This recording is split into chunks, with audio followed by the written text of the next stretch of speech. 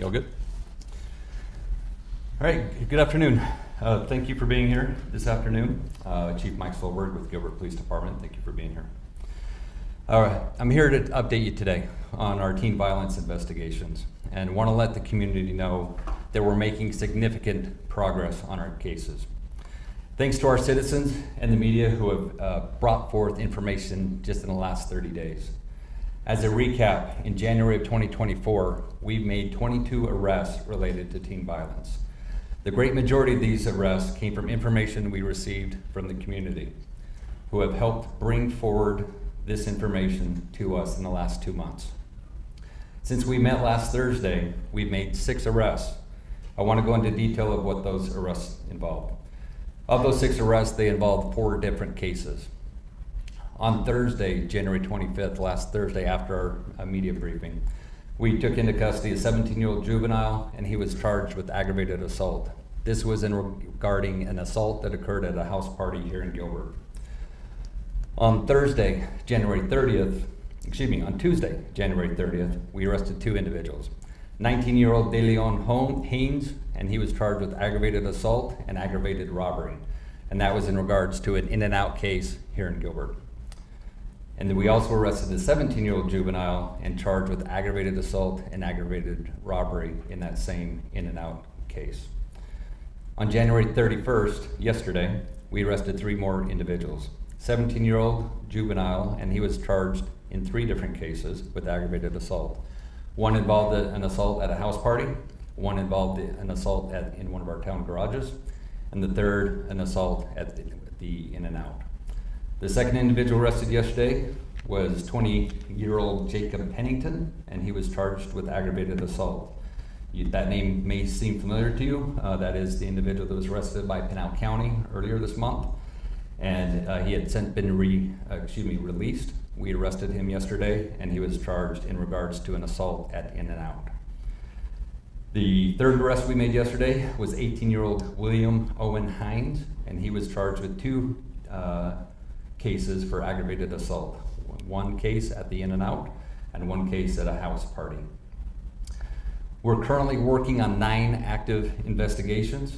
Those 9 cases, 2 of those involve threat cases, 3 of those involved assaults at InNOut, and then 4 assaults at other locations in Gilbert. Due to all this new information coming forward, we anticipate more arrests will be coming. So we will be providing you those updates, as I said before. As soon as we make those arrests, we'll get that to you. We want to encourage individuals to continue to provide information like they have been for the last 30 days. The community tips and media support are what's driving this new information and allowing us to make these arrests. Remember, these cases remain fluid, and as we get new information, we will provide you with updates. Our goal, our number 1 priority, is the safety of our community. We will continue to actively work these cases. And I'll reiterate again what I've said before. If anyone has any information about any crimes that happened in the past or potentially in the future, please reach out to us and provide that information, or in whatever jurisdiction you live. Our goal, as I said, our number 1 priority is to maintain the safety of our community, and we need the public's help in doing so. With that, I'll take any questions you guys may have.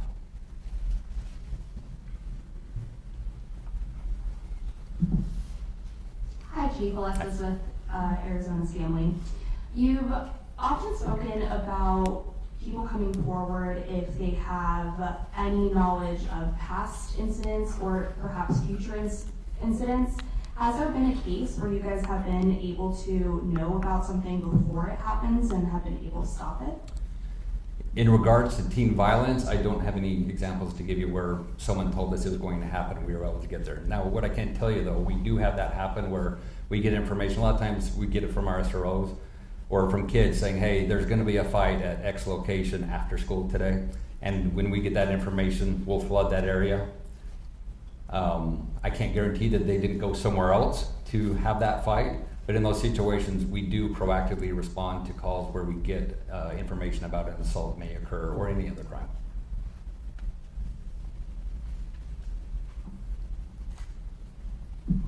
Hi, Chief. Bianca with Channel 12, and I apologize for walking in late. It's okay. We had reached out to InNOut on Monday, hoping to get a response from them in terms of what they've done to make their premise safer. We still haven't heard back from them. I'm curious what conversations GPD has had with InNOut, and if so, what their response has been to you guys. Yeah, throughout, even before we were having issues with teen violence, they're a partner in our community just like any other business. And so we work with them just like we do any other business to ensure safety of their business and everything around them. So we've had that relationship. Every business is different on how they respond when incidents like this happen. It's their property. We do rely on them in an instance where we may have people loitering or hanging out. If they're okay with that, that's up to that business. But if on the other side, if they want them removed, it is their property. We can ask them to move on. And so throughout our calls for service, the ones we've been looking at for the 4 years, that has happened, where they've reached out to us. We've relayed the message based on what their desires are, but they are a willing partner. They obviously want a safe business as well.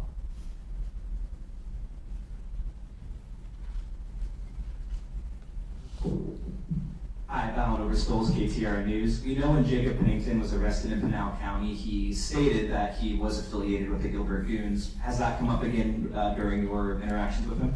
So any conversations we've had with him or any of the other individuals involved in our cases, that information is being diverted to our 6 agencies that are working the Goon investigation so that we can establish what connection to any of these incidents, both in Gilbert and in other cities, what connection they have with everyone. So that is being done, but I can't provide you with any information at this time as far as that investigation at this time.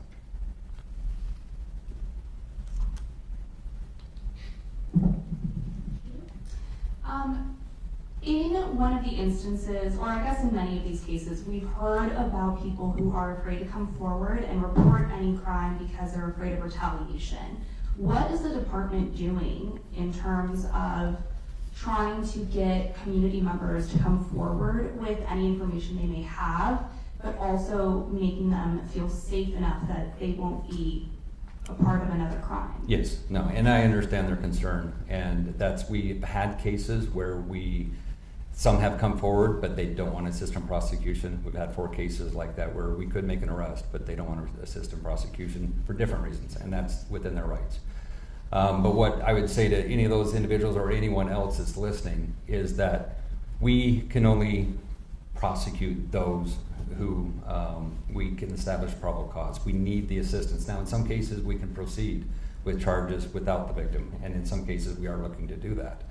I understand the concern, but relay that concern. If you have concern that's why you're concerned about reporting it or that you don't want to be part of the process, we can explain that process. We do have victim advocates as well, both within the department and within the prosecutor's office and the courts, that can help guide them through. And if they feel they need an injunction against harassment, order of protection, that's always an option as well.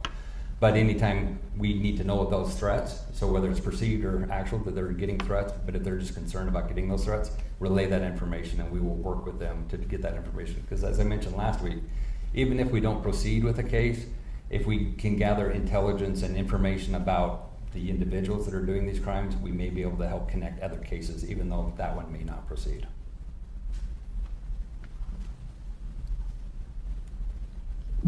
Hi, Ashley Holden with ABC15. I have just a few questions that I think will go in a series. You said 22 arrests in January of 2024. Were those 22 separate individuals? We know that we've had some people that were arrested for multiple cases. Do you know how many people have been arrested? In those 22, so as I mentioned in the 6 just this last week, I mentioned where one individual was arrested for 3 different cases. So when I talk about number of arrests, if it's each individual case, if we're arresting that same person 3 times, I'm counting that as 3 arrests because we are clearing 3 cases on that individual. So I don't have the total tally of the total number of people, but we do have that information on how many have been charged on multiple counts.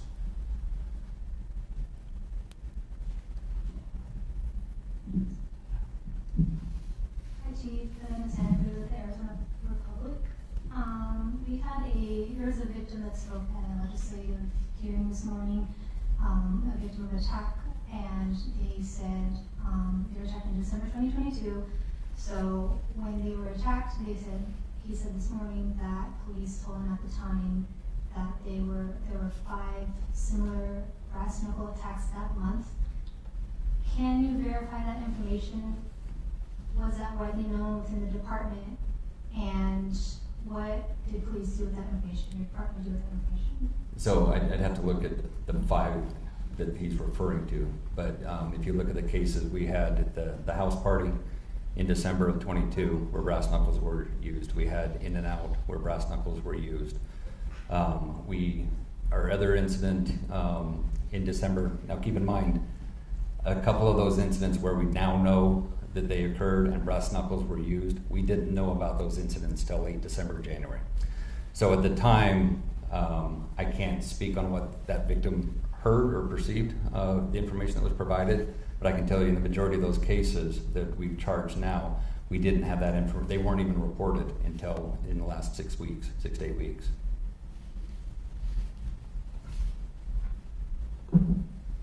Chief, your department has acknowledged in one reopened investigation, the August 18th InNOut attack, that a lead was missed and should have been followed up on.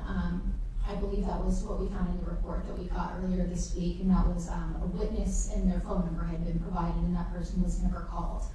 What changes are you making internally to ensure that type of miss doesn't happen again? Yeah, several things indicated, and thank you for that question. You know, any case, whether it results in an arrest or not, we want to make sure that is there any type of improvement we can do in our process, our protocols, making sure everything's documented. And keep in mind in these cases, especially when it's a large fight like some of these have been, to where it's very chaotic. There's a lot of people talking, there's a lot of different things going on. And in this case, they missed that. Now we were able to get that information when we reviewed the case with the detectives. They reviewed the body cam from the officer, and that's where we were able to obtain that information and then follow up on it. So we are looking into why it was missed, but at this point, it was a mistake apparently by the officer, not intentional. We didn't catch that once we did the review, and that's the intent. In these reviews, and anytime we review a report, we're trying to ensure accuracy and make sure that we have all the information in there.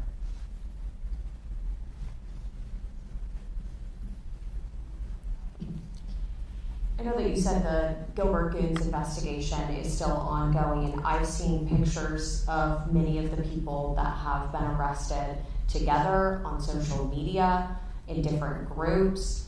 Do you believe there was a connection that was missed from the beginning? So that will be part of the investigation into the Gilbert Goons and any other associated groups with those individuals. And I've seen the photos just as you've seen those photos. And that's what the point of that investigation is, the origin of those groups, if we can confirm they existed. And then any association amongst all the members, whether it's a gang member, if they are classified as a gang, or whether it's just an associate or just someone they know. So that will be in the investigation that we reveal later.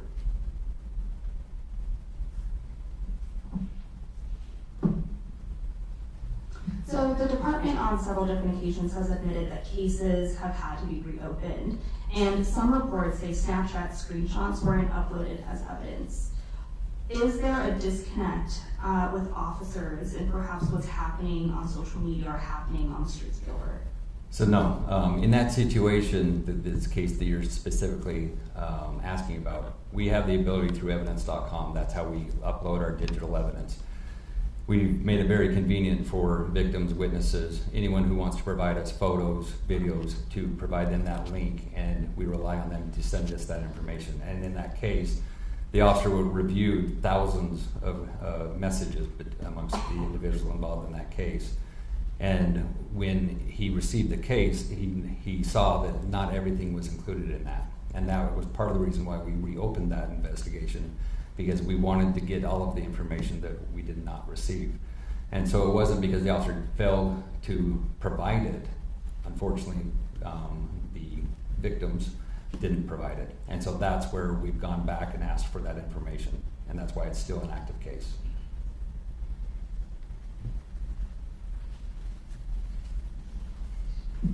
And Hi, Chief. Is there any indication that any of the suspects or families related to any of the potential suspects have tried to avoid police, leave the valley, or move away? Not on any of our cases. When we've gone out to look for them, once we establish probable cause, we've been able to locate pretty much everyone that day that we've gone out to look for them.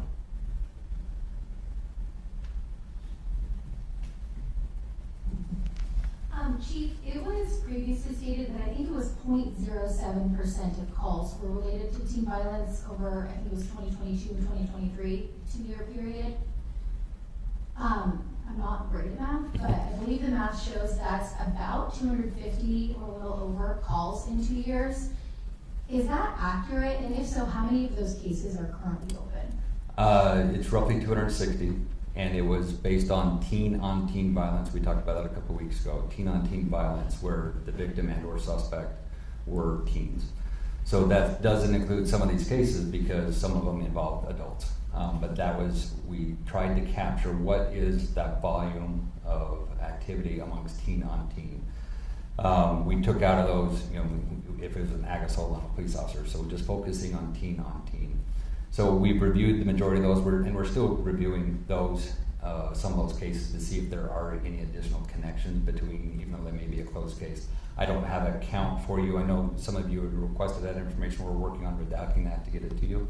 But your numbers are accurate based on the percentage. And keep in mind, it was based on those total calls for service for those 2 years and those that we could identify as teen-on-teen being 14 to 18 years old.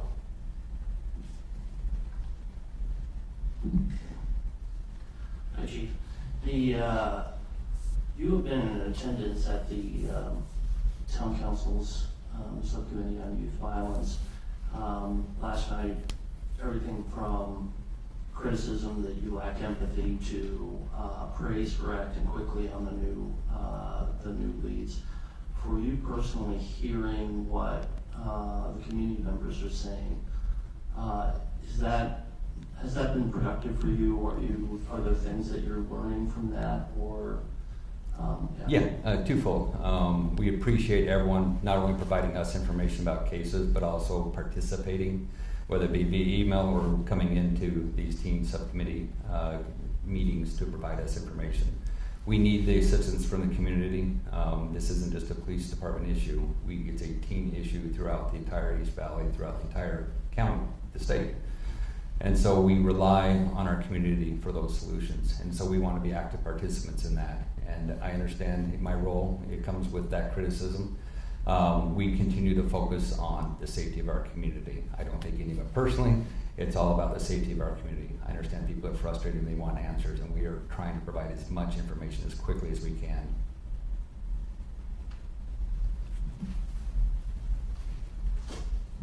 Since the first of the year, have you or your department have any reports of large teen group fights? So we received one case last week, and that's one of the active cases, and that came from another jurisdiction case. So it wasn't it was a fight involving some of the individuals we've been looking at.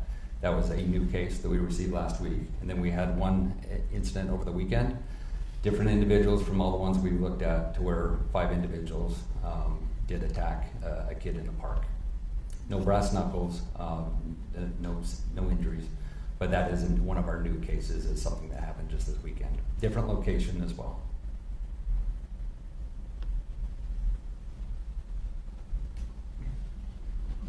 I asked this 2 weeks ago, maybe prematurely. It was before any legislation was written, but now there is a brass knuckles ban on the table. It was heard this morning, and there was some conversation amongst legislators on what changes they may want to see moving forward. It passed out of the committee, so it's moving on. I'm curious to know what you and your department's stance is on that. Yeah, so as I mentioned 2 weeks ago, I am part of the Arizona Chief of Police Legislative Committee. So that committee will review that tomorrow and make a stance from ACOP. From myself, from the department, I did sign in support of that this morning, and for that bill. Bills have a tendency to change, so every time it goes before a committee, before it's finally approved or not, we always have that opportunity to weigh in, because they could change it to where we disagree with something, but as it stands today, I support what's been proposed. Two more questions. It's been brought up today about misleads or things not being uploaded as evidence. We've even asked about surveillance camera in the town parking garage. What has been your message to officers, and also what's your message to the community so that they know that you're taking these investigations seriously? Yeah, and I would say if there's a mistake made, it's not because of lack of taking it seriously. We are doing everything we can on every case, not just teen violence, but every case, to make sure that it's properly documented, making sure that every lead is followed up on, and making sure everything is received. We do have incidents, like I mentioned, where we rely on the witnesses or the victims to provide us that digital evidence, whether it be photos or videos, and sometimes statements that they can send. There's different ways to send it. And we try to catch that if something was not submitted. We're working to make sure that we're looking at our processes to see if there's a way to have a stopgap, so to speak, so we don't miss anything like that. And that's part of a review of our cases to make sure that the flow of information, the message to my people, as you asked, we've been reiterating to make sure, and they have, make sure they're doing thorough investigations, make sure everything's documented. If we need to do some follow-up, make sure either they or the detectives are aware of what needs to be done.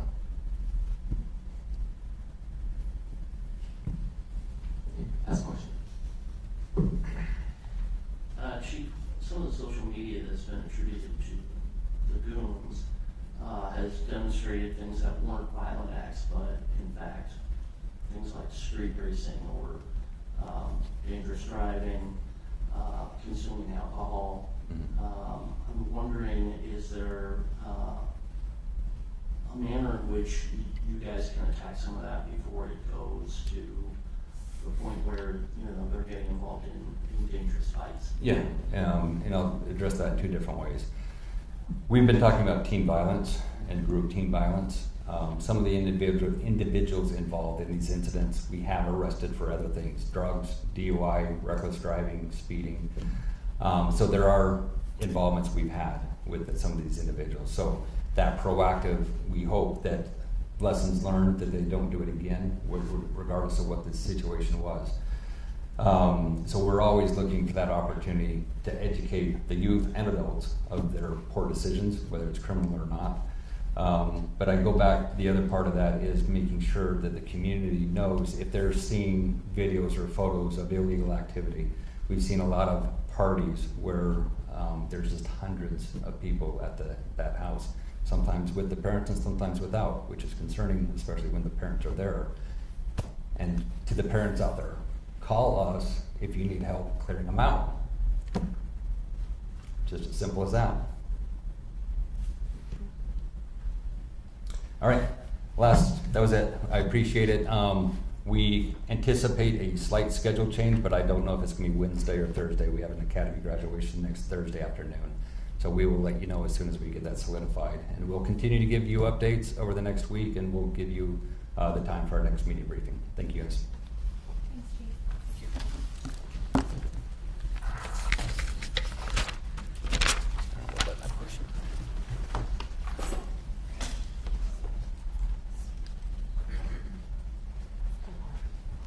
You were joking you were gonna come in and all of that jumpsuit. Yeah, it's like not good. Absolutely.